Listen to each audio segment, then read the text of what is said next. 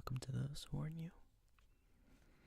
I'm glad you all could make it today, and I hope you all have a great night. I'll try to relax you with some history that I plan to relax you with. Today's subject is going to be about the American Revolution. But the American Revolution was set on to happen as early as 1651, as it was the beginning of a downhill turn with relations with the colonies to Great Britain, as they tried to regulate a lot of their products. And the Navigation Act, which passed early on, made sure that trade only benefited Great Britain and not any other foreign nation. This had few impact on the colonies and merchants, but the political tension which arose from it was one of the biggest results from it. And then came the ending of King Philip's War in 1678, which was one of the bloodiest wars in American colonization. And it was fought without a lot of help from Great Britain, and it led to a new identity, a new colonial identity, separate from that from Great Britain. The Americans had formed a new culture, a separate identity that they went by. And tension further came as when King Charles II came to power, he attempted to decentralize New England, and the colonies were fiercely opposed to this, which they forced them to repeal the Colonial Charter from the Dominion of New England. However, James II, Charles II's successor, again attempted to increase centralization and passed the Act, which led to the creation of the Dominion of New England, which angered a lot of the colonies and caused a lot of resentment. However, he was soon forced to abdicate as the Glorious Revolution occurred, which kicked him out of power, and Dutch stadtholder William III was put into power. This led to a revolt in Boston, which was also able to overthrow the Dominion on April 18th, 1689. The colonial nation was able to reassert their control over their own selves, and were once again just New England. No further effort was made to reattempt to establish the Dominion. However, this was a short-lived victory, as taxes were still there.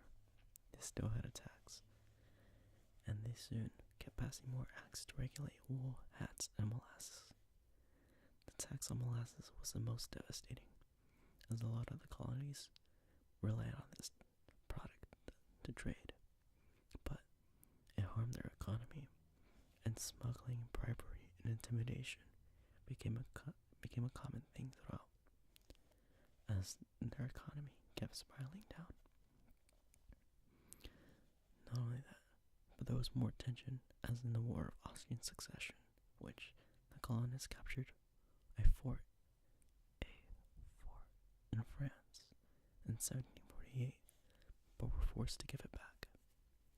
And the colonies expected some form of territorial gain for the men they spent and for the money they gave away. They expected some territorial gain, but it never came, and this caused more tension throughout.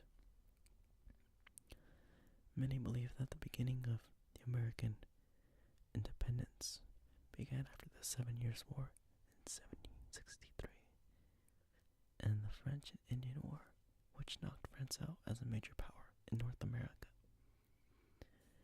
Relations got worse, as the Royal Proclamation in 1763 passed, which prevented the colonists from migrating to lands that were awarded for wartime services.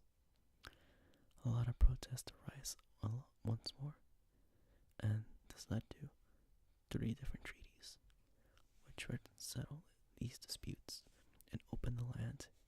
Most of Kentucky and western Virginia were colonial settlement. However, the wars that the British had fought had put them deeply into debt, and because of this, they began to pass acts and taxes on the colonies to pay off some debt. This debt was, some of it, not all of it, some were spent to protect the colonies. But the colonies didn't want to pay more taxes without representation. But soon the British taxed or passed the Sugar Act. In that same year, George Grenville proposed direct taxation on the colonies. George Grenville was the prime minister at the time. And soon, that proposition that he proposed was delayed to see if the colonies could come up with some way that they could raise revenue for themselves. But the most controversial was yet to come, as direct taxation was finally proposed with the Stamp Act on March 1765. All official documents, newspapers, almanacs, and stamps were required to have stamps. Even a deck of cards needed a stamp. There was objection to this tax, not because taxes were too high, but because they weren't represented in Congress, which denied them a vote in the Parliament involving legislation, even though it affected them. One of the more vocal about it was Benjamin Franklin, one of America's founding fathers, who testified in 1766. He testified that the Americans already heavily contributed to the empire. He argued that they had sent over 25,000 to fight France, and they lent military support, and spent millions from the treasuries to support the war effort. Not only that, but Great Britain had stationed a standing army in the colonies, as Britain was not allowed to have a standing army. So instead of having a standing army, they decided to send them to the colonies, where they made the Americans pay for them, even though there was no threat to them, and even though there was no need for a standing army there. This led to the formation of the Sons of Liberty in 1765. They used public demonstrations, boycotts, violence, and threats of violence over British tax and law. In Boston, they burned the records of the Vice Admiralty Court, and the home of Chief Justice Thomas Hutchinson was looted. Legislation called for united action, and 9 colonies sent delegates to the Stamp Act Congress in New York City on October 1765. They drew up a Declaration of Rights and Grievances, stating that taxation without representation violated their rights as Englishmen, and they emphasized that they were going to boycott British goods, and they were determined to boycott British goods. The response from Parliament was that they were the supreme lawmaking authority throughout all Britain, and they were entitled to tax them without their approval. The colonies shot back that they were legally British corporations that were completely subordinate, and painted and instances where Parliament had made laws binding on the colonies in the past were shown to them. They didn't see anything in the unwritten British Constitution that made taxes special, and noted that American trade had been taxed for decades. The Parliament insisted that the colonies enjoyed a virtual representation, which they did not enjoy, as virtual representation was a sort of representation that British people had, but only a small minority was actually elected to represent them. Some Americans, such as James Otis, maintained that they didn't even have virtual representation.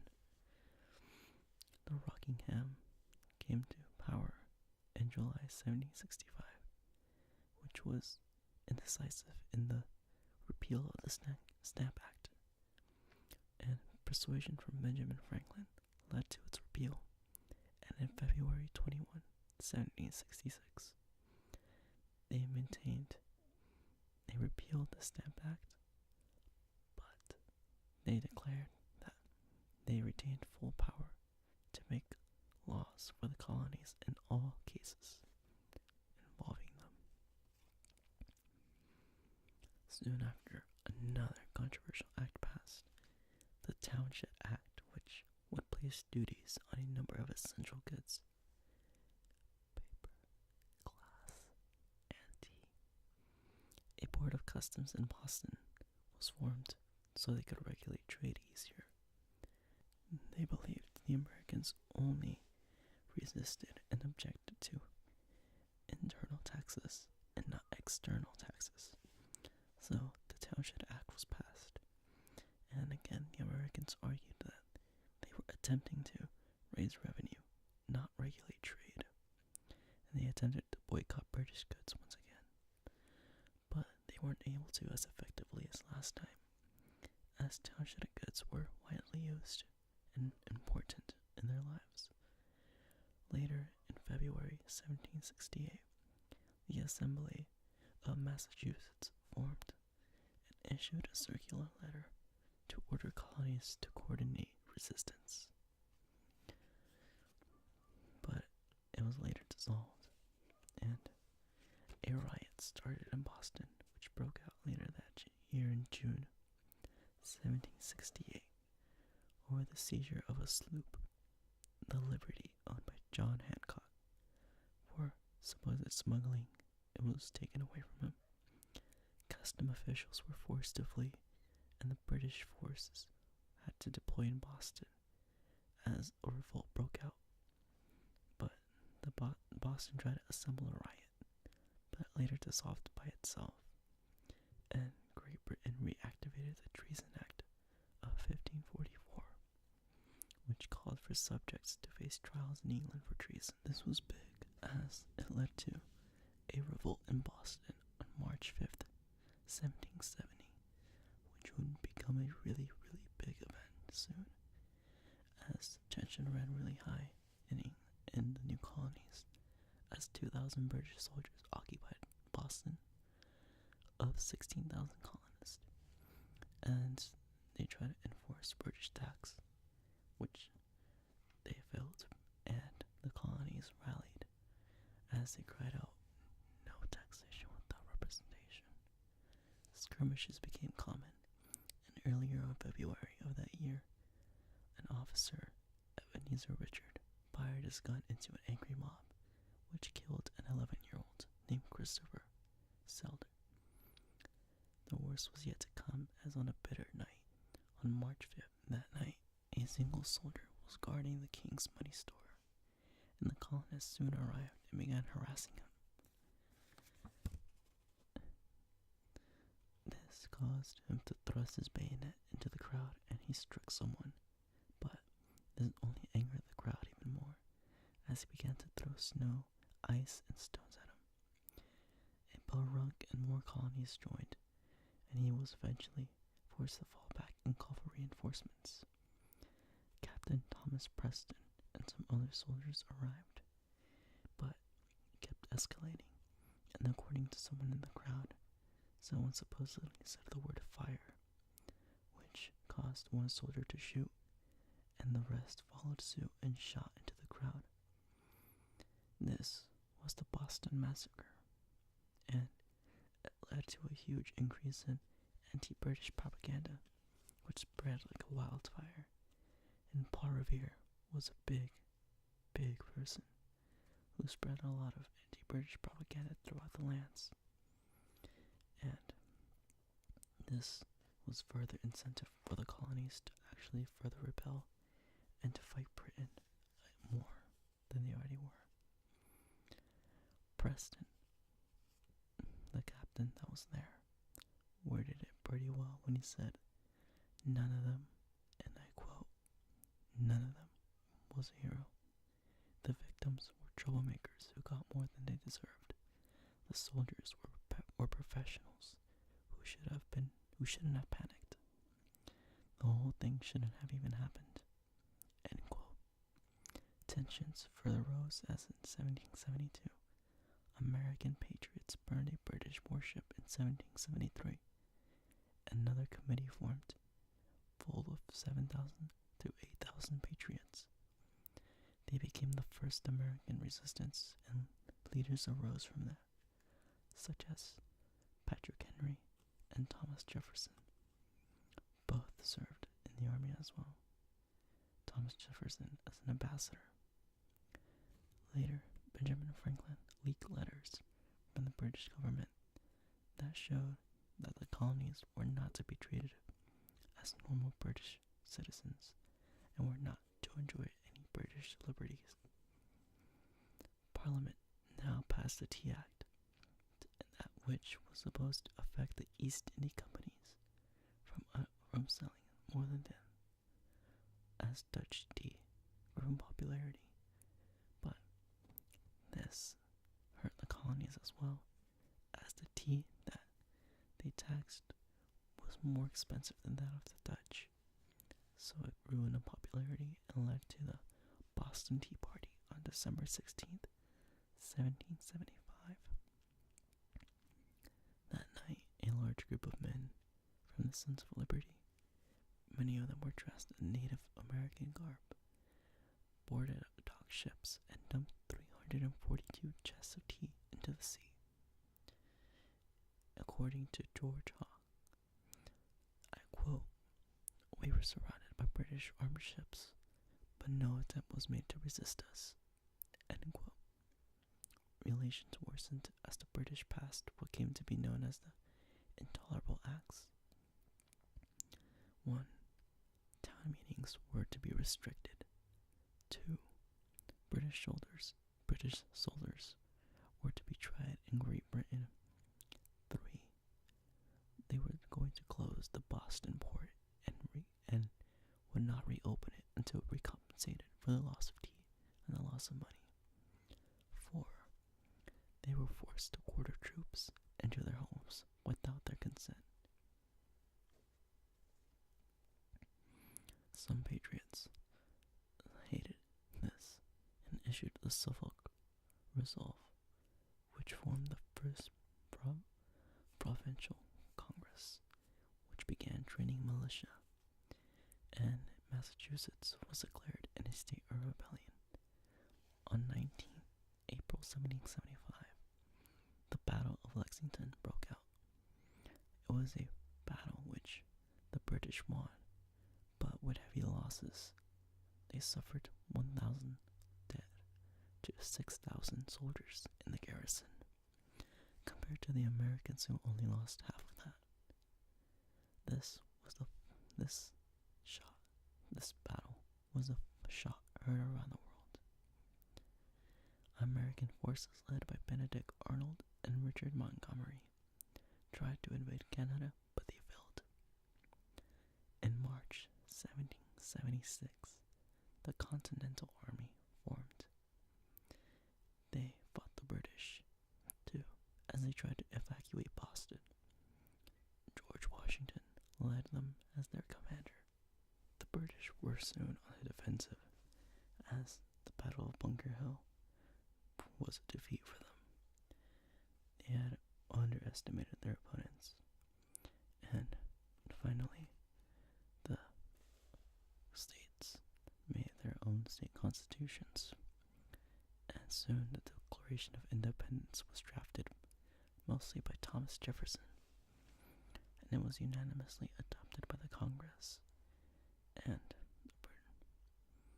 the British had an enormous advantage against the colonists, but they completely underestimated the support and the will of the patriots, as the British tried a two-pronged attack to separate the patriots, but were defeated at the Battle of Saratoga, which was a big decisive battle, as it was the battle to decide if France would join, which they did on June 1778. The North was caught in a stalemate at Valley Forge. Washington trained and disciplined his troops with help from a great Prussian military officer. Excuse me if I butcher this name. I don't know German, and if I pronounce this wrong, please feel free to correct me. But Officer Baron Frederick von Steuben, and the fierce leadership of Marquis de Lafayette. On June 28, 1778, the British attempted to withdraw from Philadelphia to New York, and Washington's army attacked at Monmouth, New Jersey. It was a draw, but the Americans were able to stand their ground, and in 1779, Benedict Arnold defected, which was the start of a series of setbacks which would plague the Union.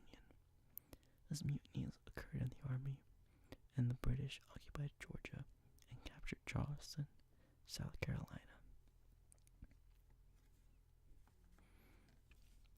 In May 1780, British forces crushed Gates' American troops, and Nathaniel Greene soon replaced Gates as the American commander.